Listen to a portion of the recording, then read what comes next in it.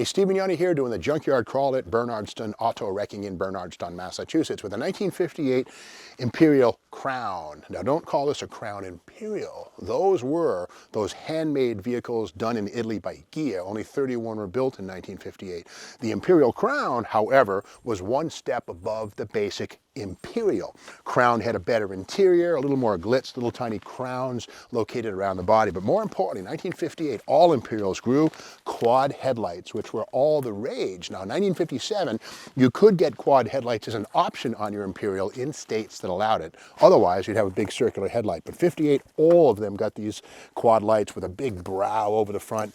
And kind of cool, this one even has a T3 headlight. That is a GM item. Of course, the Guide division owned by GM, T3 stands for tilt outward and down. Here's the GE lamp here, more typical to a Chrysler vehicle. Let's have a look under the hood. And before we do that, look at this beautiful Imperial bird, kind of an eagle, very regal, the eagle right there. And here's the crown. Here we go right here. The crowns had this effect here. Again, the base Imperial was nearly as luxurious, but the crown had these little embellishments and, of course, a better interior.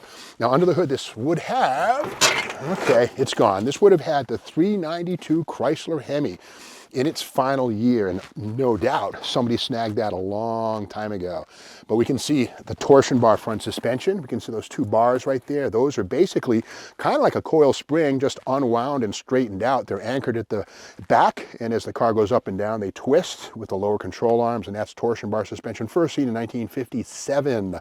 Now, this being an Imperial, this one is body on frame, as all Imperials were, even after 1960 when the rest of the Chrysler line went to semi-unitized construction. So again, to get a bank vault ride, Imperials were body on frame right through, I think, 67.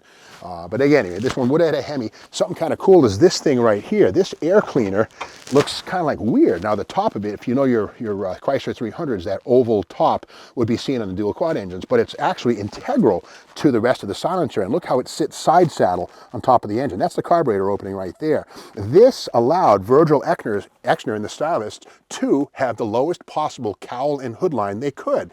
If this air cleaner sat on top of the engine, it would be taller, and they couldn't get this low silhouette, which was all the rage in the 1950s. So again, this is kind of a cool piece. The lid on this thing is almost adaptable, but the reality is, if you have, say, a 62 Chrysler 300H, these can be taken off, but the ones used on side saddle cars are longer here.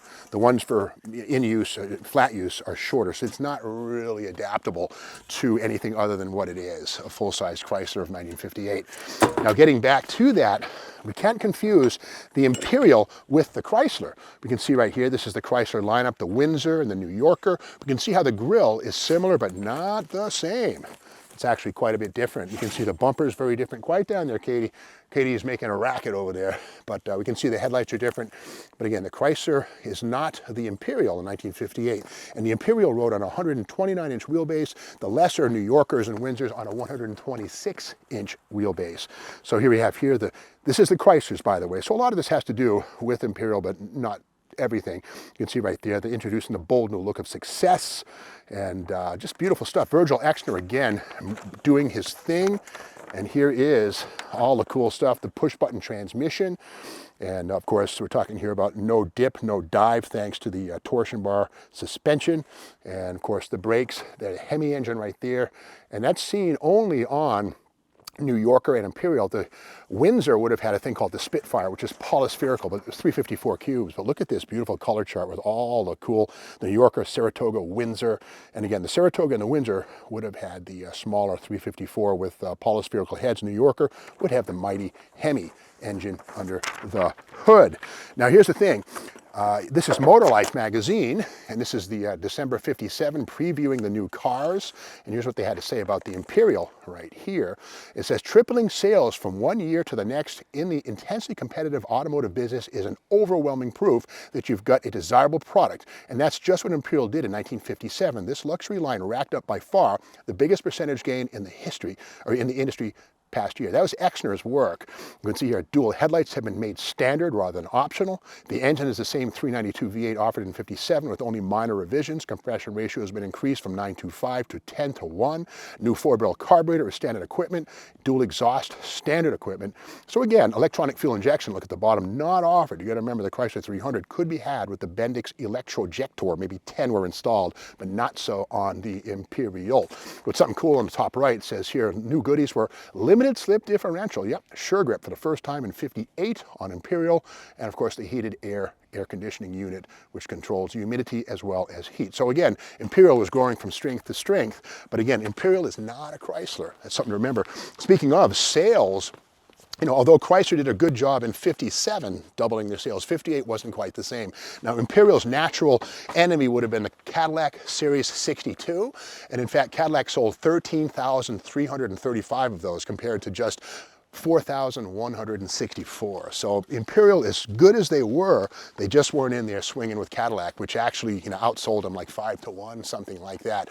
Meanwhile, the Lincoln Capri, which was a comparable car to this, sold just about the same numbers, but Cadillac owned the market.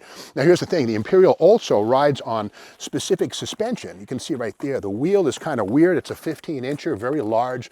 It has a massive 5.5 by 5 bolt pattern, which is different from the Chryslers, which had a smaller wheel circle. So again, the Imperial was a heavier car and had a heavier suspension.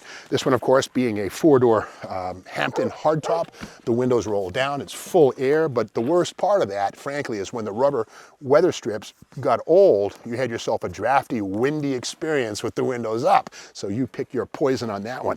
Inside, this would have had nothing but the push-button torque flight, which would have had its buttons right here. Somebody snagged them along with the cast iron torque flight that once sat here. The deep steering wheel, crazy weird plastic with these metal inserts right here that gave it a space age vibe.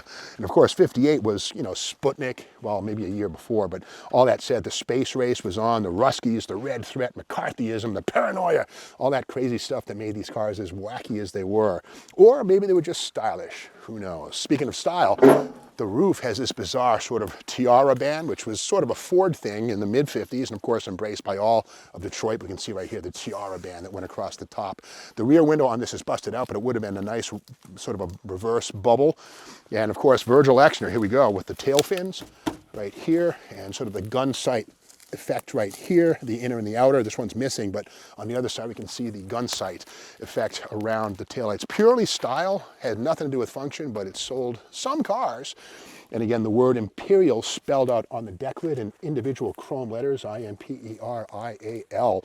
And again, the installation of these things was not done by a machine. People had to do that on the assembly line. It was done quickly, but again, when you see a detail like this, individual letters as opposed to a one-piece nameplate with a brace underneath it for quick installation, it speaks to the extra level of quality that the car maker's trying for. Now this again would have had the dual exhaust, as was standard on all 392s in these Hemi-powered Imperials, but again, that's long gone. Is the sure grip rear axle still here, or was it ever here? Hard to say. The way you would tell is you jack the back of the car up, and if the drums aren't stuck, turn one wheel. If the other wheel turns with it, you got yourself a sure grip because the clutches are keeping the axles together. If not, if one wheel turns, you got an open diff. Hard to say, and I'm not jacking this thing up to find out. You can do that. This car is here at Bernston Auto Wrecking. Everything here is for sale if you want to come out. Just call Dale, look him up on the internet at Bernston Auto Wrecking.